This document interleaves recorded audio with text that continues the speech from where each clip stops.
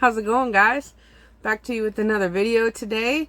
I haven't put one out since the last one. We renovated the top bunk area into a storage slash closet space.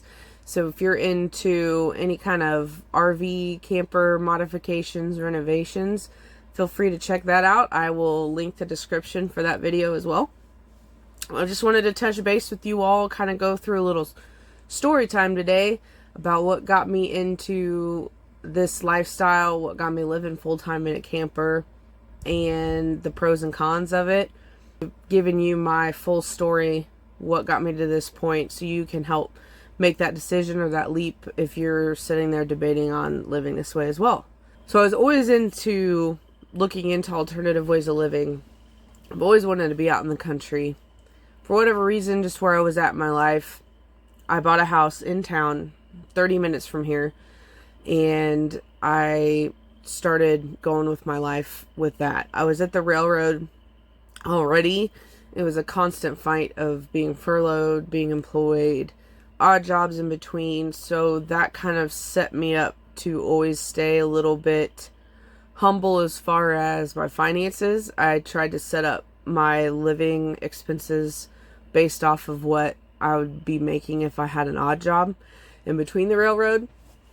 So I found this house in foreclosure. I snagged it up. I put some work into it. Well, not a ton, but it needed, I redid the kitchen and, did some other things to the house. So while I was in that house, I ended up getting married, was still predominantly working at the railroad, but would get cut off here and there. And it was 2019, I decided to go into the engineer program at work. I started as a conductor. To become an engineer, you have to take a 6-month program and pass all these tests. So I went through that, and that was long and stressful, 6 months, but I went with it. I passed, became an engineer. As soon as I did that, it always seems like this stuff happens in cycles. Once I make a career move, then it gets kind of rocky and I'm kind of floating in the abyss, and then things start coming together again. So I got my engineer card. Shortly after that, I was working as an engineer for like 2 months, and then things started slowing down at work. I couldn't even really hold as a conductor or an engineer, and I decided to start chasing work. I went up to Iowa. I was in Creston, Iowa. I was in Lincoln, Nebraska. Kind of bouncing all over the place, staying in, splitting rent with like 4 other people in some random house, sleeping on an air mattress, kind of roughing it. So I really was, just with the railroad alone, used to living out of a suitcase and a backpack and just kind of already not having a normal, regular lifestyle. So I did that, and then 2020 hit, and everything work-wise dried up. I couldn't hold anywhere. Conductor, engineer, none of it. So I came back home. I found a different odd job at the time just to fill the gap and kept things afloat. And like I said, I kind of kept my finances so they weren't crazy. So when the furloughs did hit, I wasn't panicking. I could just find an odd job and stay afloat with all my stuff and be just fine. But I still kind of always felt like I was on a little bit of a hamster wheel, as far as you're just working to get through, to pay what you have to. A feeling I'm sure a lot of people are familiar with. It just feels like you're in a hamster wheel of life, right? So 2020 also was rough for everybody. But I did get divorced that year as well. And so when all that happened, and then I was kind of just piecing together a way to make some money to keep afloat on all my bills, 2021, I finally got going back pretty steady. Oh, I found another job that was a little bit better. It was a little bit of a drive from where I was at, but I worked that for the remainder of 2020 into 21. So I started getting back going at the railroad in 21. Pretty steady. And then, I mean, I'd get randomly furloughed here and there, but it was enough to where I wasn't having to go and hunt and find another job. So all these things, all this up and down change constant was happening already. I was used to living not really a normal lifestyle, even though I had a house and I had the regular stuff. The travel with the railroad, the back and forth, the not having a job there, having a job there, moving to other places, trying to keep going with work.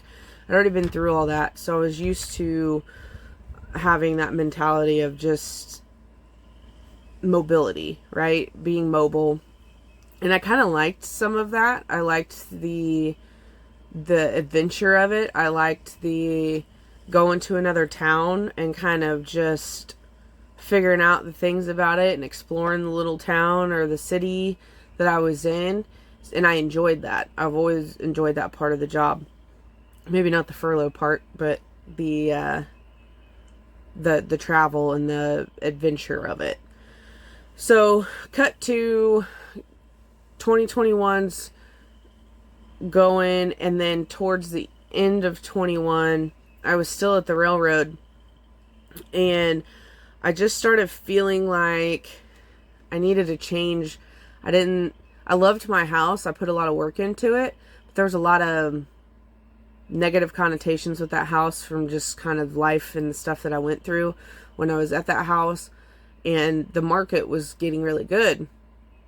So I'm like, maybe I should sell my house. And it was like, as soon as that seed was planted, I've always wanted to be in the country. As soon as I planted the seed of maybe I should sell my house, the ball started rolling. As soon as I did that, my aunt's a realtor. I was talking with her about some of my options. And then I just started, I'm like, okay, well, if I sell my house, if I'm looking for another house, everything in the market's really high, then I'm not really capitalizing on making good money off my house here. I'm just going to be pouring it into something else that's similar, maybe a little bit better, but I'm going to be right back where I'm at with my bills. And I didn't want to do that. So I started with being into the tiny home. I'm like, I could do that. I could live minimally. I could sell my stuff. I felt like I could do it. And it's almost like I wanted to challenge myself a little bit.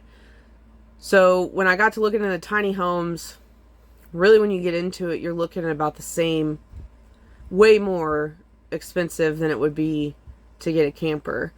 So once I got the idea in my head about full-time camper living, and then I wasn't going to do the tiny house or buy another house at the moment, I started researching and watching YouTube like crazy. Okay, can I do this, right? What does it take to live in a camper in the winter? What does it take to deal, if you don't have full hookups, dealing with your black and gray water? All of the ins and outs, because I had no idea. I've never had a camper. I've always gone camping. But, I mean, I've stayed with other people that were in a camper, but I didn't know the technical side of things. So I started YouTubing like crazy. I stumbled across this couple, Nick and Carla, if you're watching. Appreciate y'all. But they have a YouTube as well, and they had a vlog channel, and they lived in their camper full time. And they traveled around and did this. I don't know how long they were in their camper, but most of it was just their life while living in a camper. It wasn't so much they would do some technical videos on like hooking up your trailer and backing up your trailer and stuff like that, but it wasn't the full-blown technical side of camper living, but it was the concept of it, of can you live this way? Can you, the benefits of it. And they were just kind of down to earth and cool as shit. Got interrupted there. Anyway, they were down to earth, they were cool as shit, and most of it was just the concept of, can I do this? It was just a confidence boost. The more I educated myself, the more I saw other people doing it, why they were doing it, I was completely sold. I was like, I'm doing it. So I started looking for a camper, and then once I got one found that I liked, the guy I talked to, I'll shout out them too. It was Lifestyle RV. That was in Grain Valley, Missouri. The guy that I talked to over there, he was an ex-railroader too, so he kind of understood the lifestyle. and the travel and all that, and kind of if I did go to other places to work and I had my camper, what it would take in the colder months. So he set me up with a 4-season camper, and I loved it. Once that started going, I got the paperwork all done. I just went home and I just started packing. I didn't even have my house on the market yet. I was still trying to figure out locking down the camper, getting it there, seeing what I was going to keep, what I wasn't. I just started packing. I don't know. It was just my intuition. I don't know if it was just kind of, I was tapped into that so much, but it was my intuition telling me, just do it. And I just started doing it. I just started packing stuff. I started having yard sales, garage sales. Figured out a place to put some of my sentimental stuff that I wanted to keep in storage. Got that locked down. Started moving stuff in there. Then the camper's in my driveway, so I'm moving stuff in there, trying to get a feel for what I needed to keep, what I had room for. I did all that. Started sloughing stuff in the camper, putting stuff in storage, selling the rest of it. It got to the point where I'm like, show up, $50, you can have the rest of this furniture. I was so ready to be done with it. Sold all my stuff. I had everything in the camper. My house was completely cleared out. And it was immediate. There was just something about it. It was immediate. I just felt it was the most liberating feeling in the world. And you don't realize how much crap you hang on to that you don't really use. I had stuff in boxes I hadn't seen in years. And I just was getting rid of it. It was freeing. I immediately felt freer. I hadn't even sold my house yet. It just felt good. It felt exciting. It felt like an adventure. So I listed my house with it completely empty. And within 4 days, it sold. It was maybe the second day somebody came along and gave me a crazy lowball offer. And I didn't take it. And then 2 days later, I had a full asking price offer and I sold it. And then I had talked to my folks at the time because I didn't really know. Some of the places in the area that allowed month to month were already booked up, and some of them were kind of pricey at the time where I was at. So I talked to my folks because I live in the country and said if I couldn't find a place to stay month to month full time, that I could come park my camper out at their place for a little while. So I did that. I parked it out at their place, and I was living out of it, and then I got furloughed at the beginning of 22. Yeah, 22. I got furloughed, and I kind of was just waiting it out to see, because usually at the beginning of the year, you'll get furloughed, and you get back going pretty quick, and that's kind of what happened. I got back going. So, 22... full-time camper living. It was winter. I just jumped right into it in winter. I got to experience some fall, but I skirted my camper, did all that, and survived it for the most part. I didn't have anything freeze up, but my skirting, I didn't have it protected at the bottom a lot, so we had one windstorm, completely wiped out all my skirting. There was styrofoam in the timber and the woods miles away. I had to go and fish all that back out. So then I was kind of panicked and I needed a place or a way to insulate it. So I got some hay bales and threw those up and just made do with what I had. And I got going at the railroad again. So I was all set up, feeling a little bit more confident, but still trying to figure it out. I didn't have sewer hookups over there. I had electric and water. So I had to deal with all the carton all my water, my gray and black water, to the septic clean out. So that wasn't fun, but I made do and I survived it just fine. So I was getting all of it figured out, and I was building my confidence because I was doing it. I was living it. I was getting all the technicalities figured out. I hadn't really hauled it around a lot, but I knew that would come. And so I was working back at the railroad for a few months, and then an opportunity came up where they needed more workers up in Iowa. They call them borrow-outs at the railroad, but they just basically pay you extra money because they need people in other places. So I'm like, I'm going to do it. This is why I'm living this way. So I packed up and hitched up and went to Creston, Iowa, found a place up there. The campground is Valley View. If you ever want to stay in Creston, Iowa for any reason, that's a good camping spot. It's a lot of people that are there full time. A lot of wind turbine workers are up there staying all the time in their campers. So I parked up there and I worked there for 6 months. And I loved it. There's so many lakes. There's so much stuff to do. The weather was nice. It just gets you outdoors more. I find myself, I've always been into being outside and in nature and outdoors and fishing and camping and hiking. Got some kayaks, started doing that while I was up there working because I was bored when I wasn't working. So it just allowed me the freedom to kind of pack up and go wherever and have my house with me. So once I was in Creston, it started getting winter time. Bree, my girlfriend, my fiance now, I'll get to that. At the time, she had a house she was renting back in Kansas City area. We'd have been dating for a good while at this point.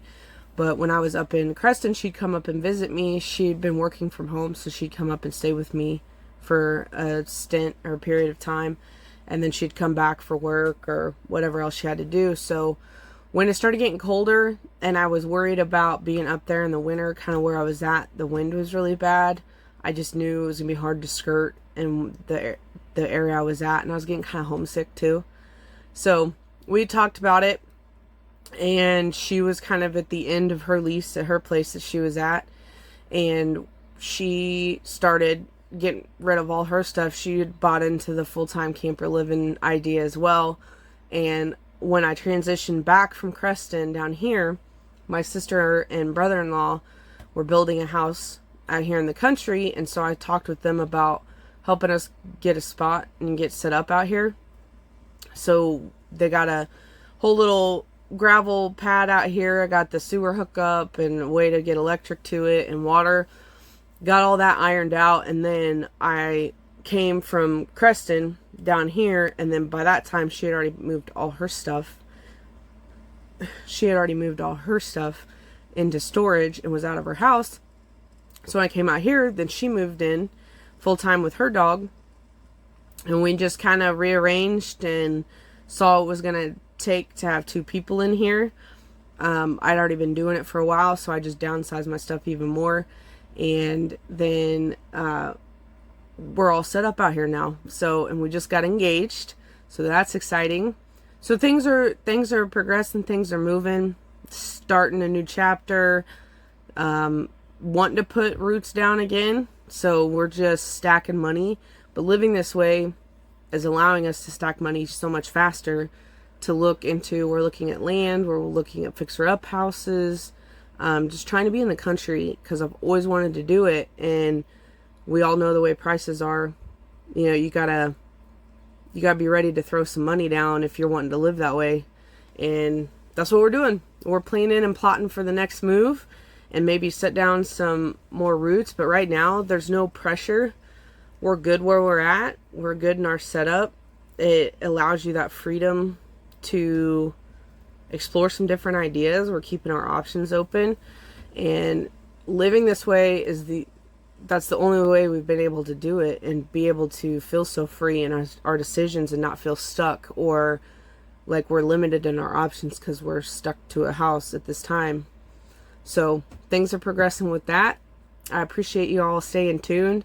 I do want to say, if you're watching this and you're debating or you're thinking about it or the pros and cons, the pros far outweigh the cons for me personally. It's the best decision I've ever made. I love living this way. It is so liberating and freeing. If I got furloughed at this point, which I'm probably not going to now, but I kind of wish I would. I mean, we could just pack up and go to Florida for a month if we wanted, or we could go anywhere we wanted.